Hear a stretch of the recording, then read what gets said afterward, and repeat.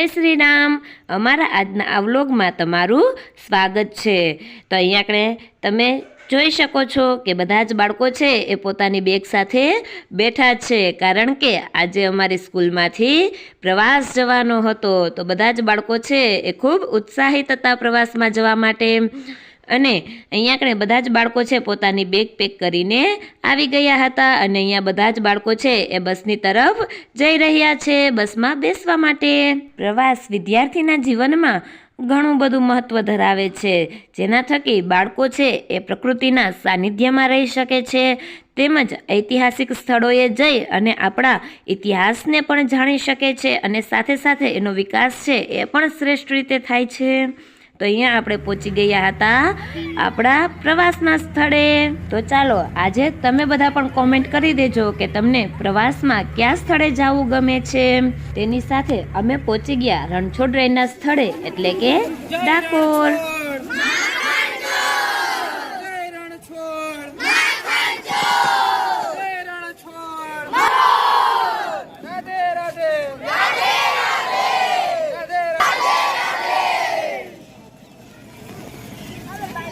ડાકોરમાં બાળકોએ ખૂબ મજા માણી અને ઘણા બધા ફોટોઝ પણ પાડ્યા અને હવે ત્યારબાદ અમે જઈ રહ્યા છીએ મહાકાળી માના મંદિર એટલે કે પાવાગઢ। પાવાગઢ પહોંચ્યા ત્યાં તો અમારા સ્ટુડન્ટ કહે આજે તો વ્લોગ હું ઉતારીશ।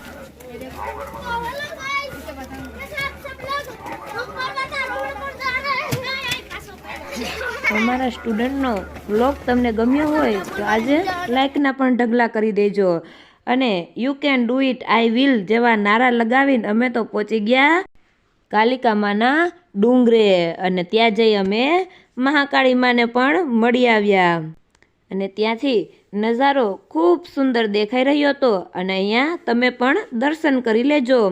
અને ત્યાં રોપવે પણ ચાલુ હતો તો અમે કીધું જરાક એ પણ તમને બતાવી દઈએ।